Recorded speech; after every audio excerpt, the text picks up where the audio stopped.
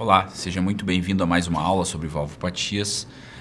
O tema da aula de hoje é o estudo TAVR Unload, que é um estudo que foi destaque do congresso do TCT. Esse estudo avaliou pacientes com insuficiência cardíaca com fração de ejeção reduzida e estenose aórtica moderada. Qual é o racional que levou à realização desse estudo? O tratamento da insuficiência cardíaca com fração de ejeção reduzida fundamentalmente se baseia em vasodilatação. E a estenose aórtica moderada pode agregar um componente de pós-carga e dificultar a vasodilatação desses pacientes. Então, se questiona se tratar esses pacientes com estenose aórtica moderada não poderia melhorar o prognóstico da insuficiência cardíaca com fração de ejeção reduzida. Inclusive, existe uma meta-análise muito interessante de 10 estudos com cerca de 409 mil pacientes, 11 mil com estenose aórtica moderada e cerca de 398 mil com estenose aórtica discreta ou 100 e insuficiência cardíaca com fração de ejeção reduzida, que mostra que o prognóstico é pior nesses pacientes com estenose aórtica moderada, inclusive gerando um aumento de 1,8 vezes o risco de morte nesses casos. Então esse foi o racional que levou à realização desse estudo. Esse estudo incluiu pacientes sintomáticos com classe funcional 2 a 4 pela classificação de NIRA, em tratamento clínico otimizado para insuficiência cardíaca, conforme os guidelines, há pelo menos um mês.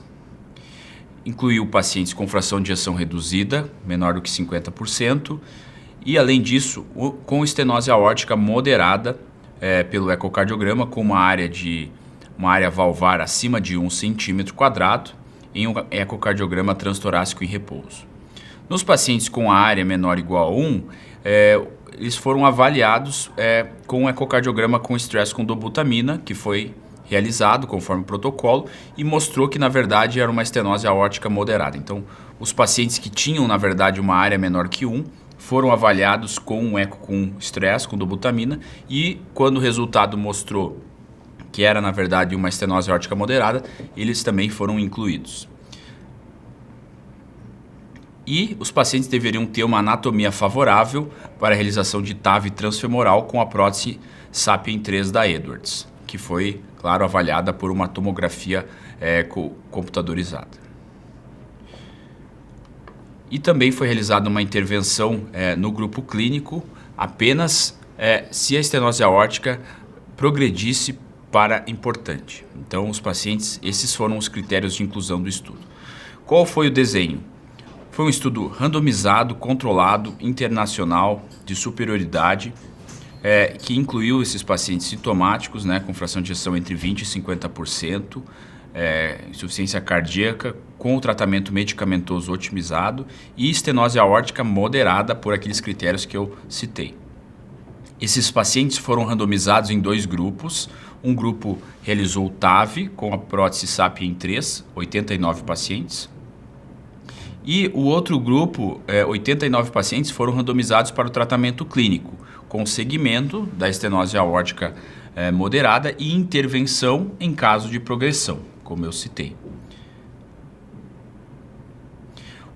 O endpoint primário foi a avaliação hierárquica, ou seja, o follow-up mais longo de morte por todas as causas, AVC incapacitante, hospitalização ou equivalente, mudança no KCCQ, que é um score para avaliação de qualidade de vida, que avaliou essa mudança acima de 5 como significante, acima de 10 pontos como moderada a grande e acima de 20 como grande a muito grande. Os desfechos secundários foi o tempo mais longo até a ocorrência de eventos cardiovasculares maiores, MACE, que incluíam morte por todas as causas, AVC incapacitante e hospitalização ou equivalente.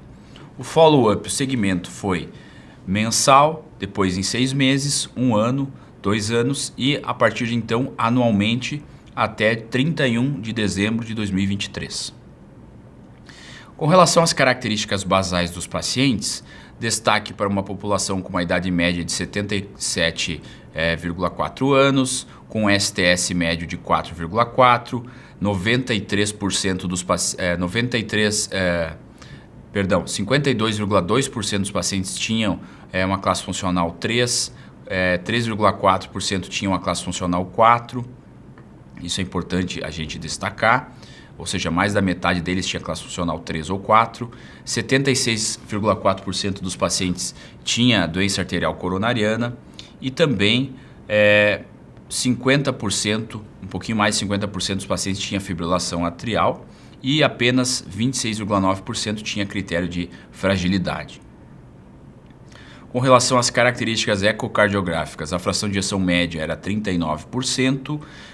O score do KCCQ, que é o score que avaliou a qualidade de vida no basal, era 55,8, o valor médio de 55,8. Com relação ao uso das medicações para insuficiência cardíaca, 72% dos pacientes estavam em uso de inibidores do sistema renina-angiotensina-aldosterona ou também sacubitril/valsartan. 86,4% estava em uso de beta-bloqueador e 47% em uso de antagonistas mineralocorticoides. Com relação aos desfechos em 30 dias, o grupo da TAV não apresentou nenhum caso de mortalidade, apenas um caso de AVC, um episódio de sangramento, um episódio de hospitalização por insuficiência cardíaca, apenas um caso também de insuficiência renal aguda e um caso apenas também de novo procedimento por disfunção valvar. Apenas 4 casos de marca-passo e nenhum caso de fibrilação atrial. Então os desfechos em 30 dias foram muito escassos. Como foi a avaliação do endpoint primário? Então a avaliação do endpoint primário foi o tempo mais longo, né, para a ocorrência de esses eventos que foram avaliados com uma avaliação hierárquica, como por exemplo, mortalidade por todas as causas, AVC incapacitante, hospitalização ou equivalente e mudança no score KCCQ. Na avaliação para o tempo mais longo para a ocorrência desses desfechos, não teve diferença entre os grupos, tá? Mas na avaliação em um ano, houve diferenças entre os grupos, com P significativo, e essa diferença foi fundamentalmente relacionada à mudança do KCCQ, que teve uma mudança mais significativa no grupo da TAV, em comparação ao grupo clínico. Com relação à avaliação da taxa cumulativa de eventos cardiovasculares maiores, ou seja, da taxa cumulativa de MACE, que foi como endpoint secundário, não foi encontrada diferenças entre os dois grupos. E também a ocorrência cumulativa de mortalidade por todas as causas, a taxa de ocorrência, também não foi diferente entre os dois grupos.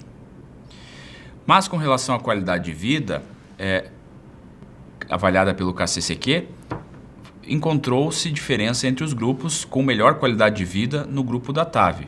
Mas é importante citar que a longo prazo essa diferença se reduziu. Por quê?